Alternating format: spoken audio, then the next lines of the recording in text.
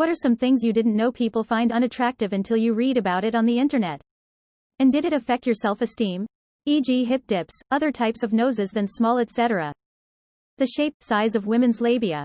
I literally had never given any thought to the look of my or anyone else's labia.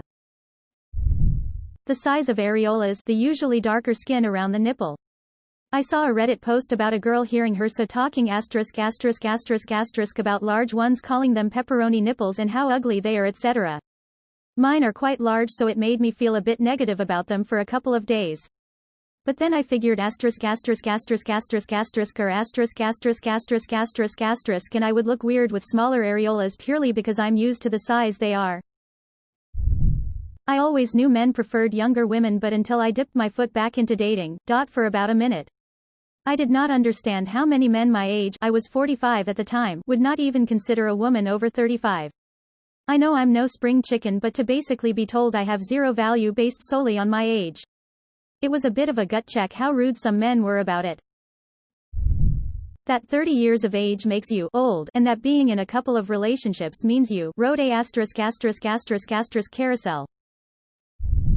Honestly, magazines and television impacted me more than the internet. If anything, the internet has shown me that no matter what you look like, there's somebody who is attracted to you, and no matter how conventionally attractive you are, someone will find an issue with that. Striae, most people have it on their **** legs from their growth spurt, and I never thought I was ugly until the internet told me. I think it looks like a cool zebra pattern.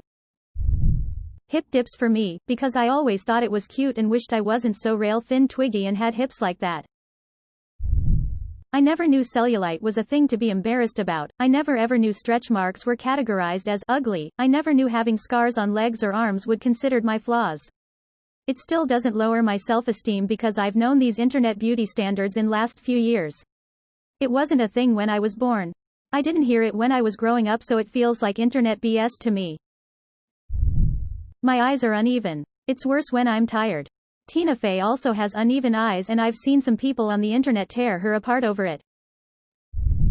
For me, it was comparing my skin with Insta people's skins. I can't imagine having such clear skin and then gradually realize that a chunk of it is Photoshop. On the other hand, two kind of Reddit subs boost my confidence a lot, the ones in which there are cute comments around what guys like about girls, and the many nude subreddits, because there's like a nude subreddit for like every possible body type and there's tons of upvotes on all. Big noses that aren't European standard. Not having a thigh gap. Gummy smiles. I've seen it pop up on another sub often. It affected me at first as I've always been insecure about my smile in general. Then I said ***** I'm not going to stop expressing joy by hiding my smile.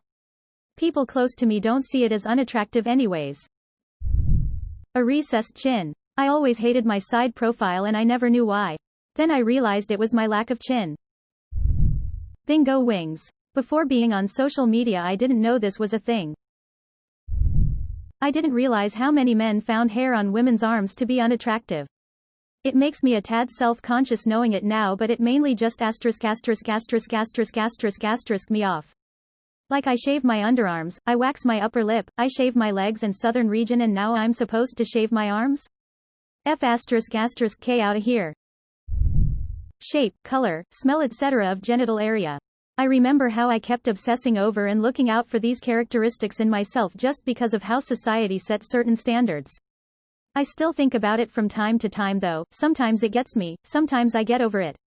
I just keep telling myself that literally everyone has insecurities about their body and that I'm not alone in this.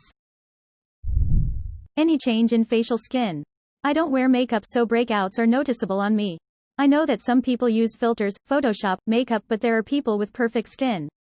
I'm blessed that I've never had severe acne, but any at all is still seen as a blemish on your looks. Honestly, if there's anything I've noticed, it's that what's seen as attractive is 100% a trend. At some point, some part of your body will go out of fashion just as another part of you will be the hot new thing. It just goes to show how arbitrary perceived attractiveness is, and there will always be people with different tastes. Being a living, breathing human woman. Like I had to take a social media break because there was a time I was being bombarded by messages of how little things were unattractive in women. Which was everything. My self-esteem did take a hit, but I recovered by intentionally curating my social media feed. My are B, C and don't stay up straight, they hang. I thought it was normal until I had friends telling that they can't imagine a woman with that hang, that it is disgusting and so on. Thanks making the standard of women having half-bowl perfect standing No. I'm 37. If I'm not attractive to you, buzz off. It may have affected me when I was 16 and reading trash magazines that told me I had to be thinner, taller, have bigger a variable butt that changed for the season, long lashes, have a thigh gap, and my freckles were garbage. I learned around 20 that it's all and nonsense.